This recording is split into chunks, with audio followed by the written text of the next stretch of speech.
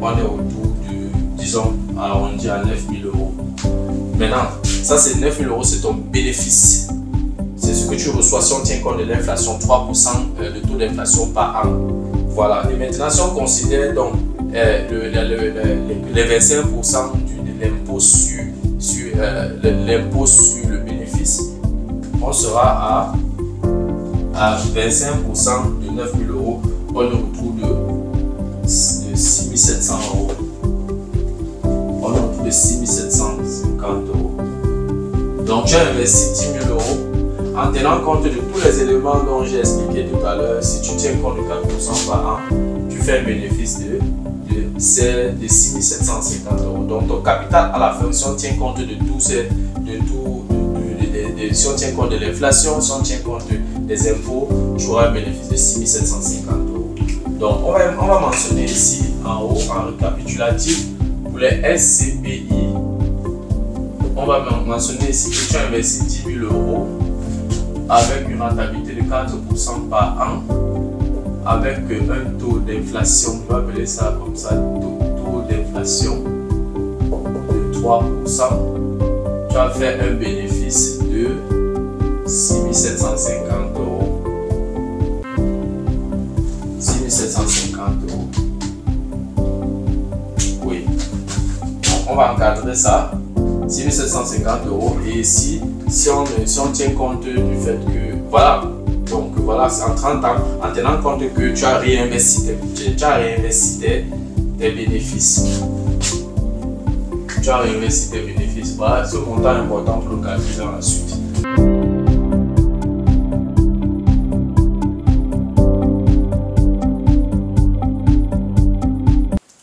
Salut à toi et merci encore une fois de plus d'avoir cliqué sur ma vidéo. Si c'est la première fois de passer par ici, je m'appelle Fabrice Zopop. Je suis ingénieur en génie mécanique et en même temps investisseur immobilier depuis plusieurs années déjà. Dans cette chaîne, je parle de deux thèmes. Je parle d'intelligence financière et je parle d'investissement immobilier. Voilà, si ces deux thématiques t'intéressent, abonne-toi tout simplement à cette chaîne pour ne manquer aucune vidéo. Et si en plus de ça, tu actives la cloche de notification, alors tu recevras de manière automatique une notification lorsqu'une nouvelle vidéo sera publiée. Voilà, si entre-temps tu as des questions, des remarques, des suggestions, des critiques ou alors des propositions d'amélioration, n'hésite pas de m'écrire en commentaire. Un like me ferait énormément plaisir. Si tu as besoin de mon expertise, tu peux me contacter à tout moment via les coordonnées qui s'affichent à l'écran. Tu peux également me recommander auprès de tes proches pour leur permettre de profiter également de mes connaissances. Quand je parle de connaissances ici, je parle d'accompagnement dans l'investissement immobilier, je parle d'accompagnement dans la fiscalité immobilière, je parle de formation immobilière qui peut être virtuelle, qui peut être en présentiel. Voilà, si tu aimerais mettre de l'ordre dans tes finances, tu peux également me contacter. Si tu as déjà investi dans l'immobilier et tu aimerais faire grandir ton patrimoine immobilier, tu peux également me contacter. Si tu as des proches qui aimeraient investir dans l'immobilier en Allemagne, qui vivent en Allemagne ou pas, tu peux également me mettre en contact avec eux. Voilà, dans la vidéo d'aujourd'hui, je vais parler des SCPI. Voilà, les SCPI, c'est ce qu'on appelle en allemand généralement les Vertriebs immobiliers ou bien les grosses Immobilienprojekte. Oui, en fait, les SCPI, c'est quoi? C'est tout simplement une société civile, n'est-ce pas, de placement immobilier. Ça veut dire qu'en fait, c'est un investissement immobilier, mais pas de manière concrète, c'est un investissement immobilier sur papier. Ça veut dire que voilà, une firme a un gros projet immobilier, achète des biens immobiliers quelque part, ça peut être à Mallorca, ça peut être dans une zone, voilà, dans une zone de vacances. Cette firme achète des biens immobiliers là-bas et puis recherche les co-investisseurs. Et voilà, chacun peut donc souscrire 1 000 euros, 10 000 euros, 5 000 euros et tout pour être co-investisseur. Et puis, il reçoit les dividendes et reçoit les revenus locatifs. Donc, il y a plusieurs offres sur Internet. Il y a plusieurs firmes qui proposent ça. Donc, j'aimerais dire 2 ou 3 mots par rapport à ce genre d'investissement. Déjà, je te le déconseille vivement de ne pas te lancer dans ce genre d'investissement. Pas parce que c'est un mauvais investissement, mais parce que tu peux faire mieux du capital que tu peux avoir. En fait, j'ai apporté quelques éléments dans la vidéo d'aujourd'hui, n'est-ce pas, qui devraient normalement te permettre de comprendre ce que c'est qu'une SCPI. Et puis, au lieu d'investir dans les SCPI, je vais donc te proposer ce que tu peux faire de ce capital. Si on va sur la base peut-être d'un montant de 10 000 euros que tu vas insérer dans les SCPI. Donc, j'ai apporté donc quelques orientations, quelques idées, n'est-ce pas, que tu peux donc utiliser pour investir au lieu d'aller verser cet argent dans les SCPI. C'est un investissement que je déconseille vivement. Voilà, si tu veux en savoir plus, reste scotché la suite, juste après le générique.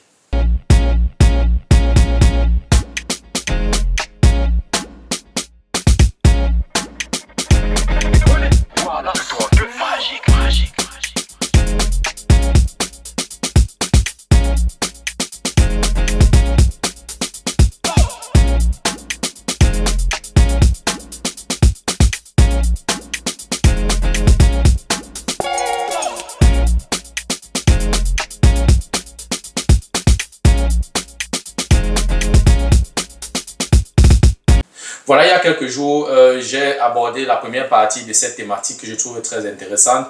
Oui, puisque c'est une thématique assez complexe et je l'ai traitée donc en deux parties. Donc aujourd'hui, nous allons aborder la deuxième et la dernière partie de cette thématique. Donc, je vais nettoyer ici pour aller donc à l'exemple avec l'immobilier.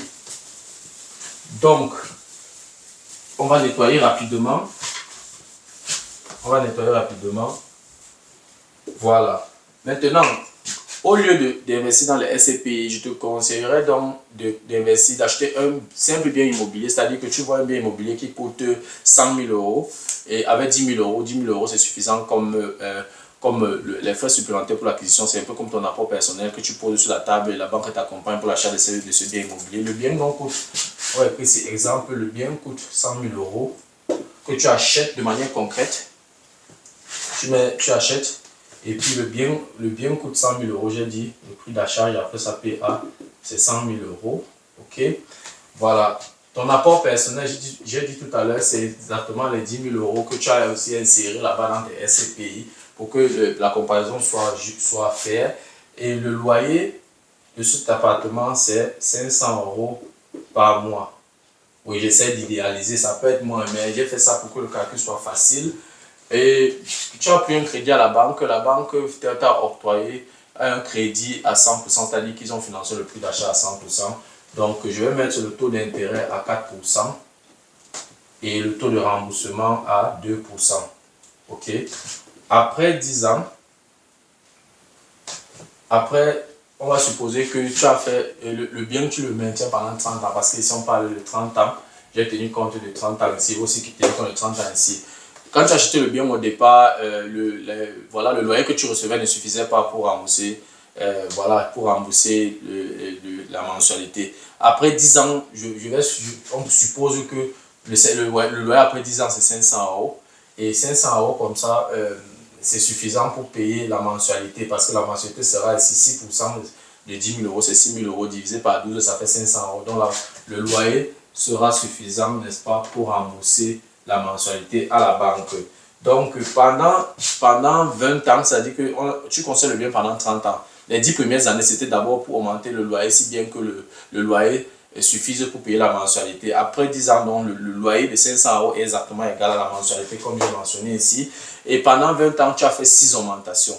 Les 6 augmentations là, puisque la législation dit que en Allemagne, tu peux augmenter le loyer jusqu'à 15 à 20% chaque 3 ans. Bon, en 20 ans, tu as augmenté le loyer, disons, 6 fois. Je ne vais pas trop entrer dans les détails pour compliquer le calcul. Je vais supposer que chaque augmentation, tu augmentais 50 euros. 50 euros de 500 euros, c'est 10%. Donc, 50 euros, tu as augmenté 6 fois, ça fait 300 euros que tu as augmenté. Ça veut dire qu'après les 30 ans, le nouveau loyer est de 800 euros. Il faut que je mentionne ça ici pour qu'on ne se gare pas. Le nouveau loyer est de 800 euros. Tu as augmenté donc chaque 3 ans de 50 euros. Et quel est donc le cash flow? Après 10 ans, on suppose que de 0 à 10 ans, voilà, tu ne gagnais pas. Mais à partir de la 11e année jusqu'à la 30e année, tu faisais un cash flow de 300 euros. Ça veut dire quoi? Ça veut dire qu'on va calculer ton cash flow. Ton cash flow sera quoi? Ton cash flow sera, n'est-ce pas, 300 euros, puisque le loyer c'est 800 euros et la mensualité c'est 500 euros. Donc, ça fait, si on fait la différence, je vais d'abord négliger les frais de copropriété et tout, ça va me compliquer encore la situation. 300 euros, sinon la vidéo sera trop longue si j'entre trop en profondeur. 300 euros que je multiplie par 12, je multiplie par 20, on sera environ à 72 000 euros. Donc, que tu as comme cash flow en 20 ans. Maintenant, si on tient compte de ton taux d'imposition, c'est également valable parce que ce sont les revenus. Chaque fois que tu reçois ce cash flow, chaque année tu paies les impôts. On va donc soutirer 42%. Donc, on va tenir compte du cash flow maintenant que je mets étoile, cash flow étoile. Je vais faire 42% de 72 000 euros que je fais 72 000 euros moins 42% de 72 000 euros. Ça me donne un cash flow étoile ici de 30 000, disons 240 euros. Voilà ton cash flow. Là, j'ai enlevé les impôts. Maintenant, il y a également les avantages fiscaux comme l'amortissement. Généralement, pour un bien que tu as acheté après le 31 décembre 1924, tu as droit à 2% d'amortissement. Donc, ça sera 2% ici. Je vais appeler ça ici amortissement que j'appelle grand A. Amortissement sera 2%, n'est-ce pas, de 85%, c'est-à-dire la valeur du bâtiment. Le bâtiment est posé sur le terrain et 15% c'est la valeur du terrain. Voilà, fois 80% multiplié par 100 000 euros qui était la valeur du bien au départ. Ça nous fait donc l'amortissement pendant, ça c'est par an, hein, par an. Nous sommes ici par an, en multipliant donc par 20 ans. En multipliant donc par 20 ans, ça fait combien? On va calculer rapidement. On a dit 2%, donc je vais faire 0,02 multiplié par 0,85 multiplié par 100 000 euros. Enfin 1700 euros par an que l'administration fiscale te donne pour soutenir ton investissement multiplié par 20. On est à 34 000 euros. On est à 34 000, pardon.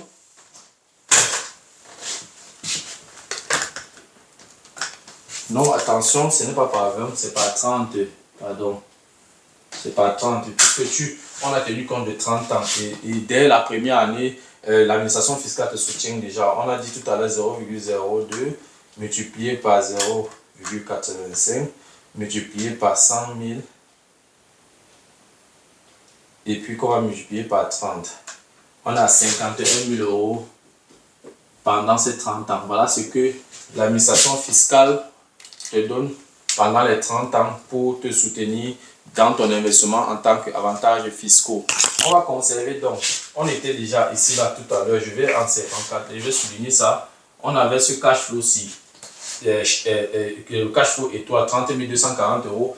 Et on a l'autre, l'amortissement 51 000 euros. On va tenir compte de tout ça. Donc, je vais encore aller ici en haut effacer pour pouvoir, n'est-ce pas, continuer mon explication pour qu'on ne s'égare pas.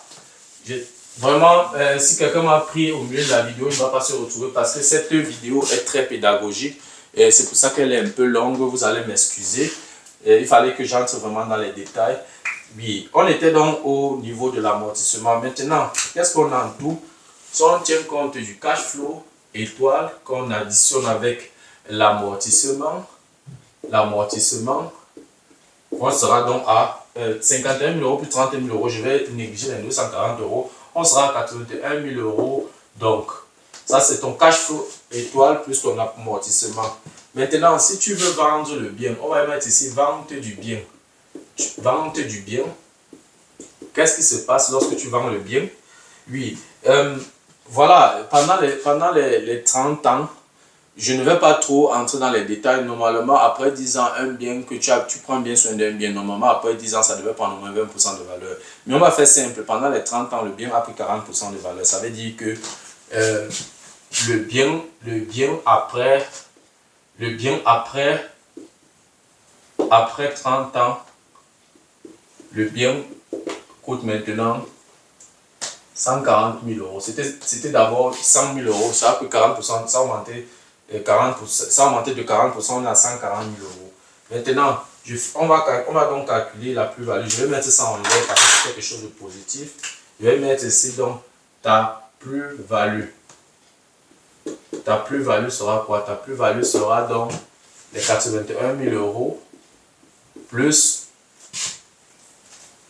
les 140 000 euros. Puisque au départ, tu as investi 10 000 euros comme apport personnel. On va donc soustraire les 10 000 euros. Et maintenant, les frais de copropriété, oui, le loyer était à 500 euros. Même si on prend un quart de 25% de ce loyer comme frais de copropriété, 25%, on a 125 euros. Calculons rapidement 125 euros multiplié par 12, ça fait les copropriétés d'un an multiplié par 30 ans. On sera à 45 000 euros de frais de copropriété. Même si on enlève 45 000 euros de frais de copropriété ici, là, on sera ici à combien? On calcule rapidement, on fait rapidement cette différence. On sera à 81 000, n'est-ce pas, plus 140, moins 10 000 et moins 45. On sera donc à 166 000 euros. Donc,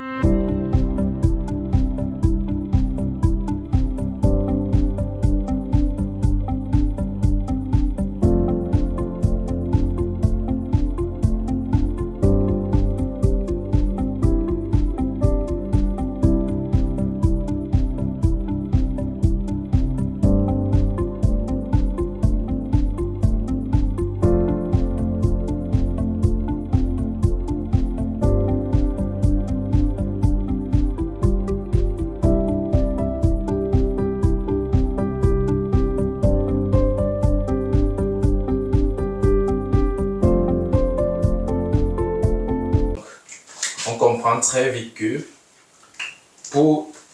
je vais donc conclure ma vidéo. Pour mes SCPI, non, je vais prendre une autre couleur, peut-être la noire, depuis je n'ai pas utilisé la noire. Pour les SCPI, on était à 6 750 €.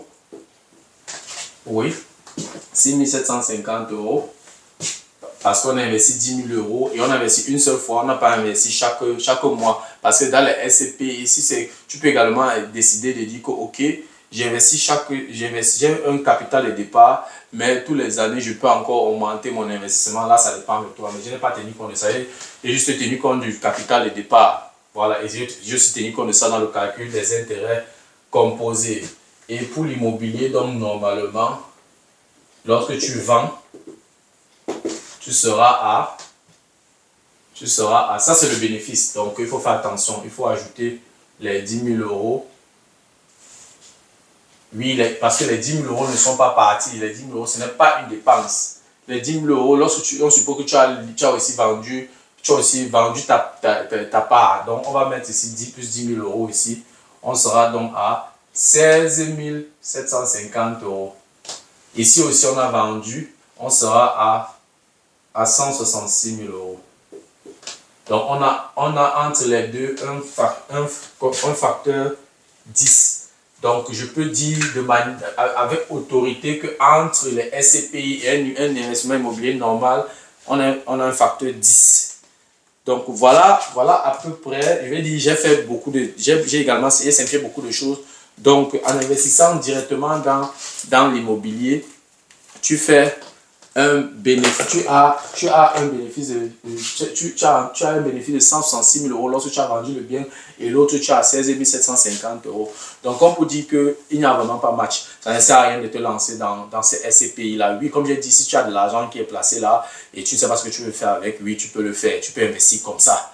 Mais je te déconseille vivement et tu peux prendre cet argent, tu investis dans l'immobilier normalement et tu te fais de l'argent. Il y a des villes par exemple où il y a le problème de logement. Les étudiants n'ont pas de logement. Donc, tu peux acheter un appartement bien placé, n'est-ce pas? Tu achètes un appartement bien placé, peut-être à 4 pièces, tu découpes ça pour les étudiants, tu meubles un appartement que tu pourrais louer à une famille normalement, c'est pas à 700, 800 €.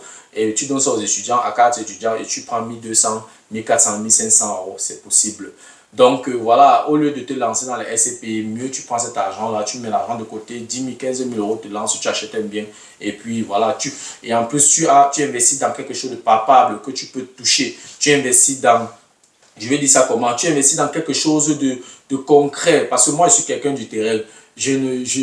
Cette histoire d'investir à distance sur Internet et tout là, je ne suis pas trop un fan de ça. Quand tu investis directement dans l'immobilier, tu peux te lever un matin, tu pars, tu organises la modernisation de ton bien, tu modernises, tu peux décider que la semaine prochaine, je vais moderniser ma douche. Pour cela, j'augmente le loyer. Et puis, tu es au volant. C'est toi-même qui dirige ton investissement. Oui, stratégiquement, tu peux choisir ton financement, tu peux changer ton financement, tu peux choisir le type de modernisation, tu peux choisir le type de locataire que tu mets à l'intérieur. C'est toi qui manages le bien. La différence, c'est que pour les SCPI, tu ne fais rien. On fait tout pour toi, tu attends seulement tes dividendes. Par contre, dans l'investissement immobilier, ce n'est pas passif, tu dois être actif. C'est toi qui causes avec tes locataires, c'est toi qui fais ta modernisation, c'est toi qui coordonne les travaux de modernisation. Et en plus, lorsque tu effectues les travaux de modernisation, il y a les avantages fiscaux liés aux frais de modernisation que tu peux également recevoir. Donc, je vais dire, ça vaut la peine de se lancer directement dans l'investissement immobilier de manière concrète. Moi, je suis quelqu'un, je n'aime pas investir à distance et investir dans des choses virtuelles et tout. J'aime investir dans ce que je peux toucher. En fait, tu as une relation personnelle avec le bien, avec ton investissement. Tu es au contact direct avec ton investissement. Tu peux orienter ton investissement dans la direction que tu veux. Et ça a une signification psychologique qui ne dit pas son nom. Donc, voilà. Dans les SCPI, tu ne contrôles rien. Tu ne peux pas diriger. S'il y a un problème quelque part, tu ne pourras pas savoir. Oui, tu ne pourras pas savoir. Tu communiques avec ces firmes-là juste au niveau des chiffres. C'est-à-dire que voilà, on va te dire que oui, le bien n'a pas de locataire. On va diminuer peut-être ta rentabilité de comme ci, de comme ça et tout. Or, Lorsque tu constates par exemple qu'un locataire te dérange, ou alors tu constates que voilà, il me faut changer de stratégie, tu peux, dès que tu te sépares d'un locataire, tu peux changer de stratégie peut-être. Au lieu de mettre maintenant ton bien immobilier à la disposition des familles, tu peux mettre à la disposition des étudiants par exemple. Tu meubles, tu changes de stratégie carrément pour augmenter ton cash flow. Voilà l'avantage d'investir, n'est-ce pas, dans l'immobilier proprement dit, dans l'immobilier locatif proprement dit, au lieu de se lancer dans les investissements SCPI. Donc voilà, je te déconseille vivement d'investir dans les SCPI. Vas-y directement, investis directement. Tu vas aussi également apprendre. Ça fait beaucoup de plaisir. Si ce n'est pas un domaine que tu maîtrises, tu peux te former et ça fait toujours plaisir d'apprendre. Ça fait toujours plaisir d'apprendre des nouvelles choses. Et c'est un investissement, vraiment, quand tu t'y connais, quand tu as compris cet investissement, c'est vraiment rentable. Je ne dis pas ce que j'ai lu quelque part, je ne dis pas ce qu'on m'a dit quelque part, je dis ce que je vis tous les jours. Quand tu t'y connais, tu connais ce que tu veux, tu connais ce que tu fais, voilà, tu évites les erreurs, tu te fais accompagner. Vraiment, tu ne peux pas faire, je vais dire, tu ne perdras pas en te lancer directement dans l'investissement immobilier. Voilà, c'était tout ce que j'avais à dire par rapport, n'est-ce pas, à cette thématique sur les investissements dans les SCPI. Je ne suis pas ici pour décourager les gens qui veulent se lancer et tout, mais j'essaie juste d'éclaircir un peu, de faire une petite comparaison entre un investissement SCPI et un investissement dans l'immobilier proprement dit. Voilà, c'était tout pour la vidéo d'aujourd'hui. J'espère que la vidéo t'a plu, j'espère que la vidéo a été à la hauteur de tes attentes et surtout j'espère que tu as appris quelque chose. Désolé, la vidéo était trop longue, c'est pour ça que voilà, j'ai fait ça sur 2 parties. Voilà, c'était tout pour la deuxième partie de cette thématique. J'espère que tu as regardé les 2 parties et j'espère que tu as pu apprendre quelque chose. Et si le contenu de cette chaîne t'intéresse, abonne-toi tout simplement à cette chaîne pour ne manquer aucune vidéo. Et si en plus de ça, tu actives la cloche de notification, alors tu recevras de manière automatique une notification lorsqu'une nouvelle vidéo sera publiée. Voilà, si entre-temps tu as des questions, des remarques, des suggestions, des critiques ou alors des propositions d'amélioration, n'hésite pas de m'écrire en commentaire. Un like me ferait énormément plaisir. Et si tu as besoin de mon expertise, tu peux me contacter à tout moment via les coordonnées qui s'affichent à l'écran. Tu peux également me recommander auprès de tes proches pour leur permettre de profiter également de mes connaissances. Quand je parle de connaissances ici, je parle d'accompagnement dans l'investissement immobilier, dans la fiscalité immobilière, l'accompagnement pour mettre de l'ordre dans tes finances. Voilà, si tu as des proches qui aimeraient investir dans l'immobilier en Allemagne, qui vivent en Allemagne ou pas, tu peux également me mettre en contact avec eux. Merci encore pour ta disponibilité. Merci pour ton attention. C'était Fabrice Zopop de Imo Génie. On se dit donc au revoir et à la prochaine. Ciao.